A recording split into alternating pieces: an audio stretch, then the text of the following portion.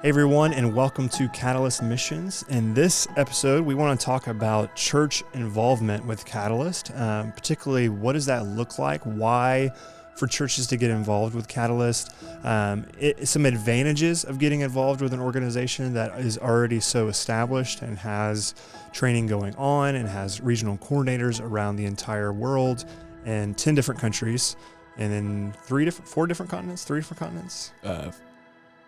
continents. So we just want to talk about that. We want to have a conversation with Doug, the executive director for Catalyst, about what does church involvement look like, how churches can get involved. And so, yeah, Doug, just kind of take it away for us.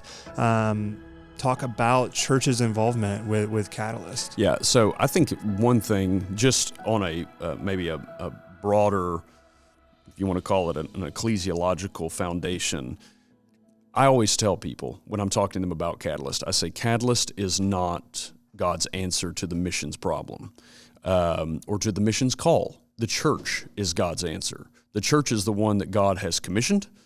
Jesus gave the Great Commission, and then they went and started planting churches. So the church is the one that Jesus has commissioned, and also the church is going to be the one to carry it forward. So what we want to do at Catalyst is bless churches on the field, mostly in the global south, by providing them with healthy trained leadership and healthy training for their membership so that they can multiply the gospel faithfully.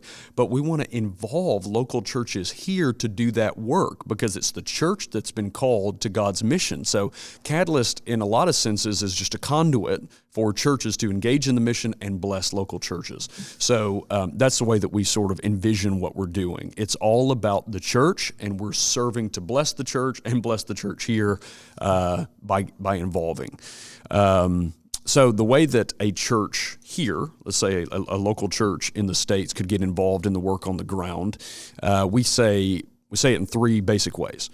Project adoption has three prongs to it. One is praying specifically for the group on the ground. So normally a church, when they get involved in a particular project, they might adopt the project and they're working in a particular country or particular training group. Right. What we want to do is provide the churches, and we're actually working on this right now, prayer booklets that we're about set to print, that we can hand to churches that have the names of the coordinators and the students in the project that they are helping to sponsor and are involved in, so that their church can be involved in praying. And it's a direct connection to the field. Right. Not only are they involved in the sense of training and helping support, but now they're actually praying for, by name, the coordinators and the students. So the first thing we ask a church to do is pray. That's the first involvement. Second thing is support as you can. We want to provide this training free of charge to the students on the ground. Right. And that means materials, that means they don't pay to come to the training, they don't pay to sit in the training. We often help with food as well during the training. We want all of that to be free of charge. So churches help to subsidize that cost by, giving towards the project fund and helping offset the training. And the third way is to go as they can.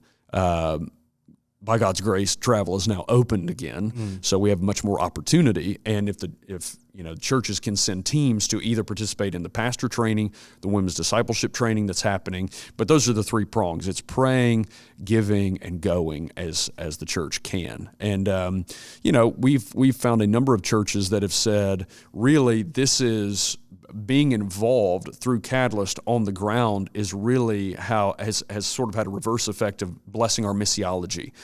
Our church has grown spiritually as a result of being involved on the ground because we have more of a heart for the nations and can see more directly how to be involved.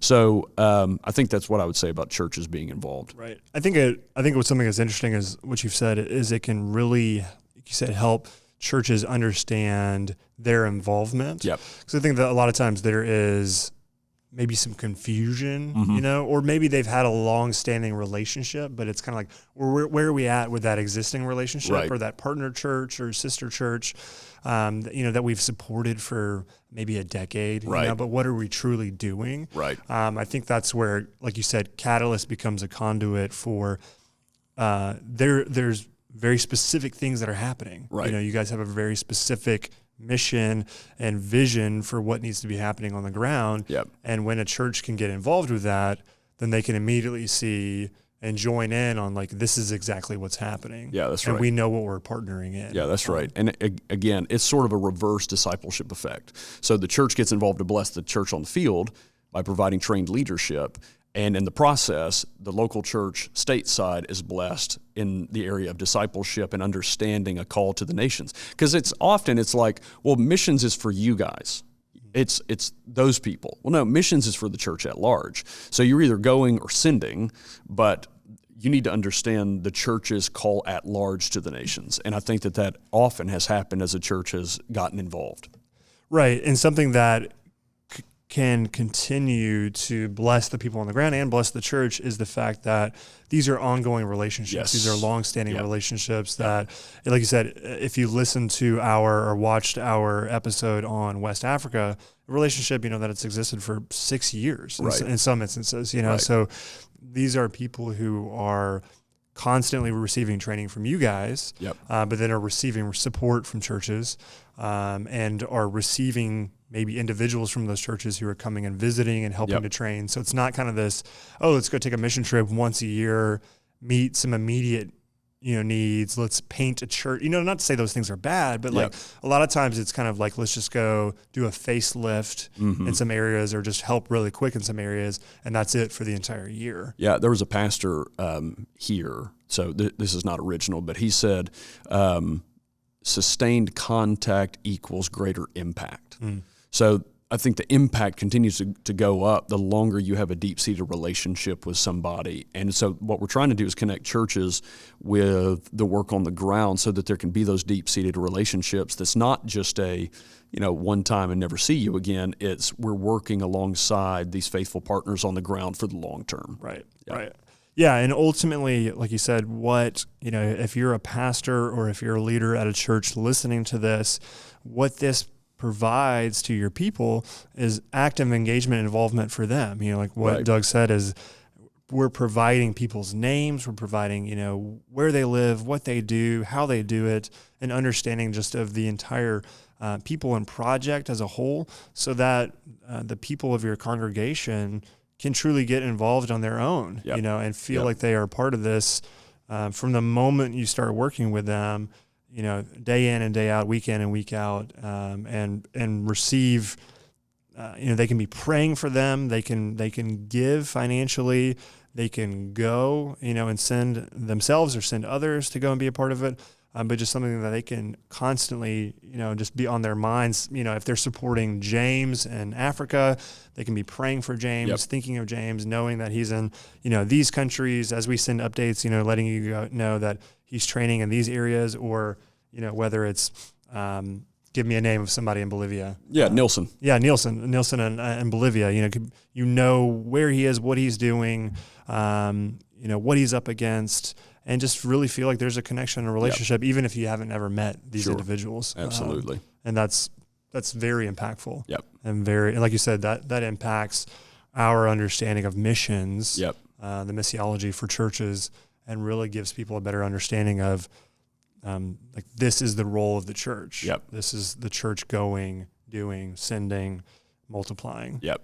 Absolutely. So that's a great. So yeah, if you are interested in just hearing more about your church's involvement with Catalyst Missions, please reach out to Doug. Doug, what's the best way for people to reach you? Yeah, you can go on the website. You can get a lot of information there. We actually have on the homepage, there's a particular link for churches. So you can go on, click that link. You can see all of the ways that churches can get involved, as well as the ways that we think churches would be blessed by an involvement.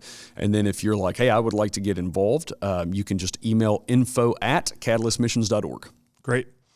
So yeah, that's about how churches can get involved. We would love to speak with you. Doug would love to have a conversation with your church leadership and just understand more of what you're looking for, what you're considering, what maybe your church is praying through, and then just provide a better understanding of what Catalyst is up to, how we work. And if you want to learn more about that, you can check out the last 2 episodes that we just talked about, West Africa, and then the most recent project in Cuba. That provides a really good understanding of some of the current work. And then if you go to the first episode, that provides you with an understanding of all of Catalyst, from the very beginning leading up to the pandemic, and then the work that was going on during the pandemic, and then now that travel's opened up, what's going on now. So thank you so much for taking the time to listen or to watch, and we're excited to bring you more updates, more information throughout the rest of 2022 and into 2023. So Doug, thank you so much. Thank you, man. And we will see you all on the next one.